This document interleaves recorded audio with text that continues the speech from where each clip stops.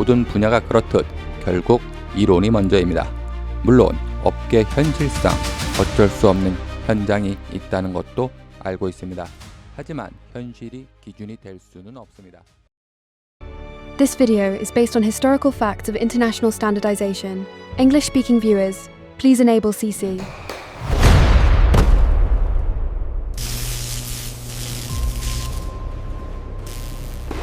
안녕하세요. 타일올릭입니다. 이번 시간에는 타일 시공의 국제 표준과 한국 표준에 대해 알아보겠습니다. 타일 시공자라면 한 번쯤 국토교통부의 타일 표준 시방서를 보셨을 겁니다. 더 나아가 ISO 국제 표준 시방서도 보셨을 겁니다. 제가 올린 영상들 중에 국제 표준이라는 제목의 시공 방법들이 있습니다. 간혹 댓글 중에 한국 실정에 맞지 않아 그렇게 할 수 없다라는 분들이 있습니다. 어느 정도 일리 있는 말이라 그걸 부인하진 않습니다. 하지만 그건 본질이 아닙니다. 시방서는 애초에 그 환경까지 고려해서 만들어진 기준입니다. 이 영상은 그런 생각들이 왜 틀렸는지 그 이유를 증명하는 내용이기도 합니다. 우리 국가 표준의 뿌리가 어디서부터 왔고 왜 기준을 지켜야 하는지 그 역사 속에 숨겨진 진짜 진실을 지금부터 알아보도록 하겠습니다. 그럼 시작합니다.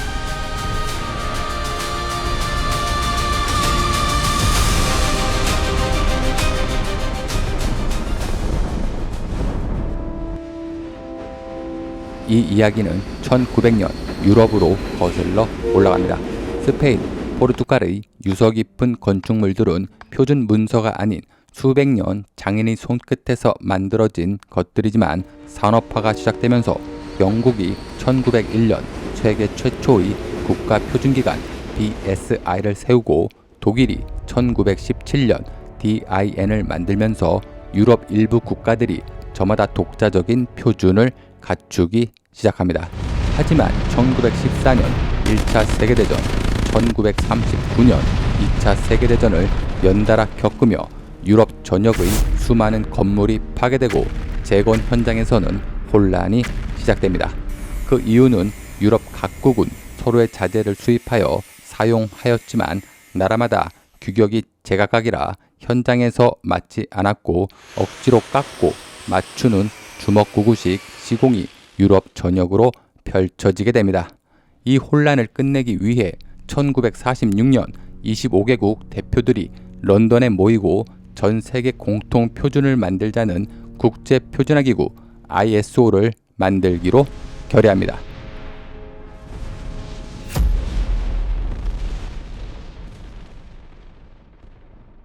이듬해 1947년 스위스 제네바에서 ISO 국제 표준화 기구가 공식 출범하지만 당시 ISO는 기준이 되는 표준이 없었기에 유럽 각국의 표준을 빌려와 문서를 만들기 시작했습니다. 하지만 민간 자발적 기구였기에 권고 수준에 불과했고 강제할 힘이 전혀 없었기 때문에 각국은 자국 규격이 맞다고 주장하며 이미 구축된 산업 인프라와 시스템을 바꿀 수 없다는 이유로 사실상 무시해도 그만인 시대로 흘러가게 됩니다. 그러자 ISO가 힘을 쓰지 못하는 사이 유럽이 먼저 판을 바꾸려고 움직입니다. 당시 유럽은 옆 나라에도 관세를 받던 시기로 프랑스에서 독일 기차 바퀴를 수입하려면 막대한 관세를 물어야 했습니다. 이때 같은 식구들끼리는 국경을 터놓고 세금 없이 장사하자며 1957년 프랑스, 서독, 이탈리아를 포함한 핵심 6개국이 모여 로마 조약을 맺고 현재 EU의 조상인 EEC를 만들게 됩니다. 당시 영국은 대영 제국의 자존심이 있어서 이 밑으로 들어가려 하지 않고 대신 스웨덴, 노르웨이, 스위스 등 주변국 7개국이 뭉쳐 EFTA 유럽 자유무역연합을 탄생시킵니다. 1950에서 60년대 유럽은 프랑스, 독일 중심의 핵심 6개국 EEC와 영국 중심의 7개국 EFTA로 패권이 나뉘게 됩니다. 이로써 서로 다른 연합국끼리 막대한 세금을 부여하는 관세 전쟁을 벌이게 되고 훗날 이 싸움은 이이씨의 압도적인 승리로 끝나게 되면서 참여 국가가 늘어나고 지금의 27개국 유럽연합 EU로 발전하게 됩니다. 그런데 막상 세금 장벽을 부수고 나니 생각지도 못한 복병이 터집니다. 독일 바퀴를 프랑스 기차에 끼우려는데 맞지 않습니다. 기차 레일 간격인 표준궤 1435mm는 두 나라가 동일했지만 바퀴 두께나 볼트 크기 등 미세하게 규격이 달랐던 겁니다. 관세 장벽을 없앴더니 기술 규격 장벽에 가로막히게 됩니다. 이 문제를 해결하고자 1961년 유럽 국가들이 벨기에 브뤼셀에 CEN 유럽 표준화위원회를 탄생시킵니다. 이미 ISO가 있었지만 권고 수준이라 강제할 힘이 없었고 유럽 시장에서 규격 미달이면 물건도 못 팔게 만드는 법적 강제력을 지닌 EN 유럽 표준 규격으로 기술 패권을 장악하려 뭉치기 시작합니다. 지구 반대편에서 보던 미국이 가만히 있을 리 없었습니다.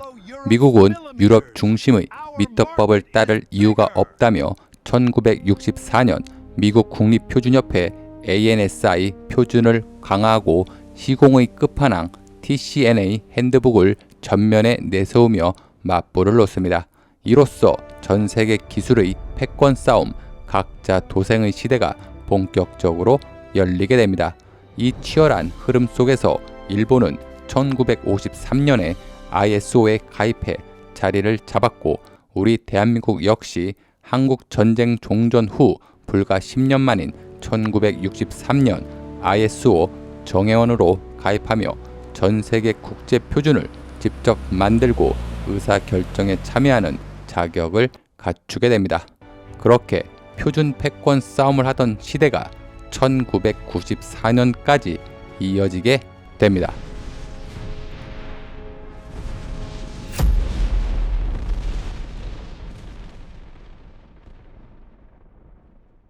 상황이 이쯤 되니 유럽의 EN과 미국의 ANSI는 전 세계 시장을 장악하기 위해 자국 표준을 국제 표준으로 만들겠다며 눈에 불을 켜고 티격태격 싸우기 시작합니다.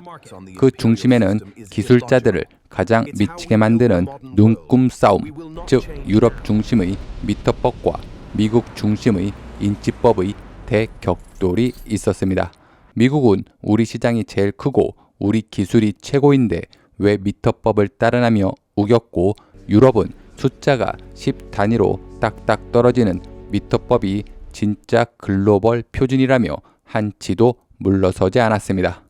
이 눈금 전쟁은 1995년 WTO 세계무역기구가 출범하면서 끝을 향하게 됩니다.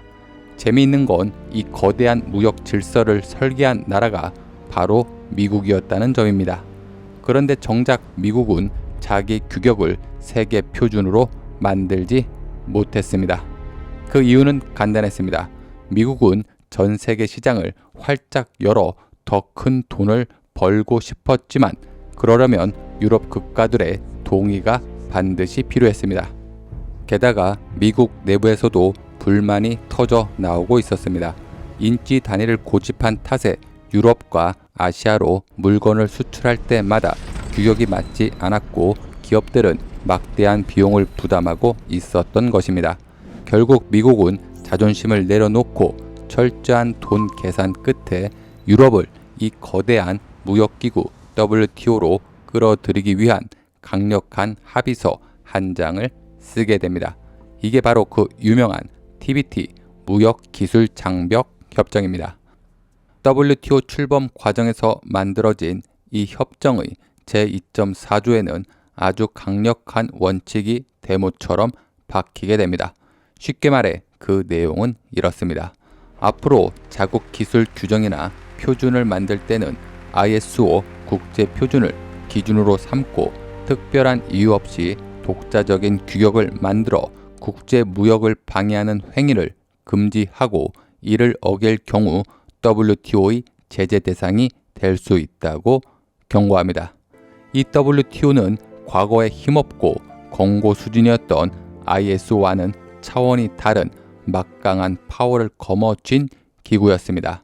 말 안 들으면 수출길이 막힐 수도 있는 법적 강제력이 있었고 이 조항 하나 때문에 1947년 출범 이후 오랫동안 공고에 머물렀던 ISO 기준은 1995년 WTO 체제와 결합하면서 사실상 세계 표준의 지위를 얻게 됩니다.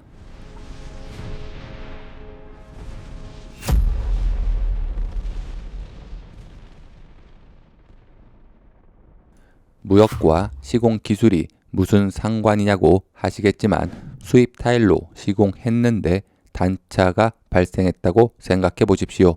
시공자 하자인지 제품 불량인지 판단하려면 기준이 필요하고 WTO 체제는 각국이 기술 규정과 표준을 만들 때 ISO 국제 표준을 기준으로 삼도록 요구합니다. 이 때문에 전 세계 타일 제조업체들도 국제 표준에 맞춰 제품을 생산하게 됩니다. 만약 타일이 국제 표준을 지키지 않았다면 시공자에게 책임이 없다고 볼 수 있지만 반대로 제품은 표준을 충족했는데 시공자가 시공 기준을 무시했다면 하자의 책임은 시공자에게 돌아가게 됩니다. 결국 WTO와 ISO는 제품 표준과 시공 기준을 하나의 시스템으로 묶어 톱니바퀴처럼 작동하게 됩니다.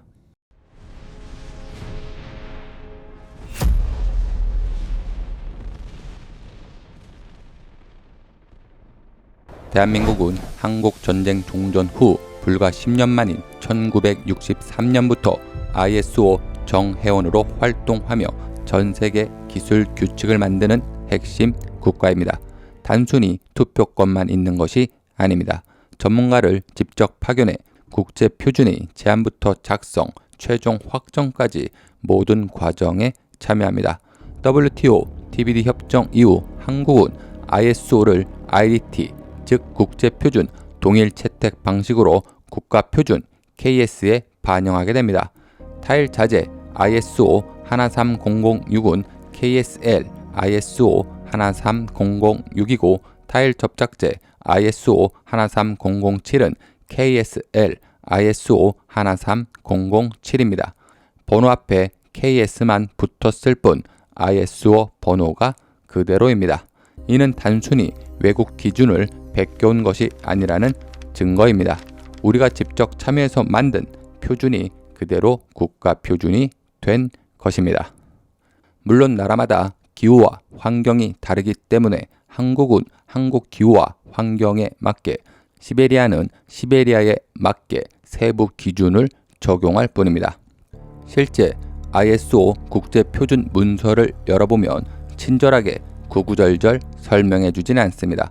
철저하게 큰 분류와 핵심 기준, 안전 범위, 합격과 불합격을 가르는 뼈대만 적혀 있습니다. 타일을 예로 들면 이렇습니다. 타일 접착제 오픈타임 몇 분 안에, 인장 접착 강도가 최소 얼마 이상 나와야 합격이다. 타일 시공할 때 줄눈폭은 최소 몇 밀리미터 이상의 안전 범위를 확보해야 한다. 딱 이 정도만 명시합니다.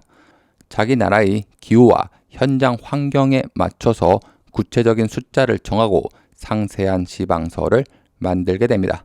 국제표준 타일 시방서는 ISO TR 17870-1이고 한국은 국가건설기준 표준시방서 KCS 4148001 타일 공사를 기준으로 합니다. 참고로 한국 타일 시공 표준 시방서에는 바닥 타일 줄눈폭은 최소 3mm가 표준입니다. 하지만 실제 현장에서는 2mm가 일반적입니다. 미적 완성도를 중시하는 한국 시공 문화 때문입니다. 이를 단순히 표준 위반이라고 하기는 어렵습니다. 글로벌 기준을 정확히 알면서 하이엔드 마감을 위해 리스크를 감수하는 기술적 선택이기 때문입니다.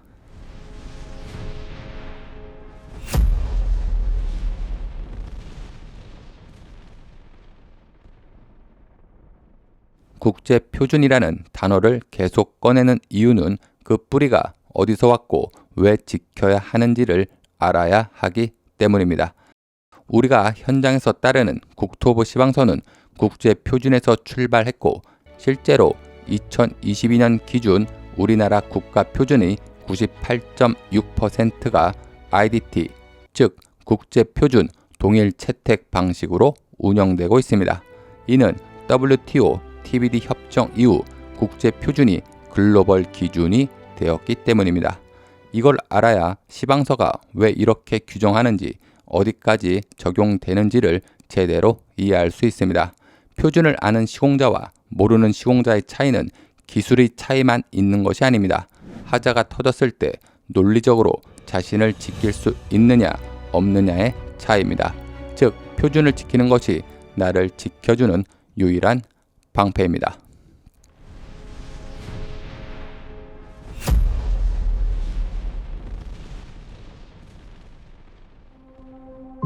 마지막으로 궁금한 것을 찾아보고 공부할수록 지식은 쌓여만 갑니다.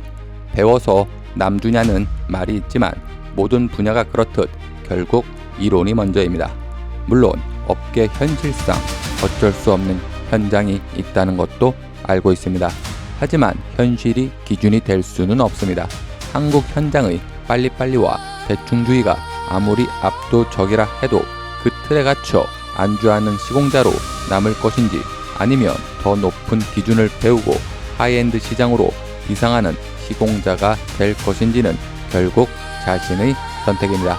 아는 만큼 자신감은 올라가고 실력은 자신의 가치를 증명합니다. 그럼 지금까지 시청해 주셔서 감사합니다.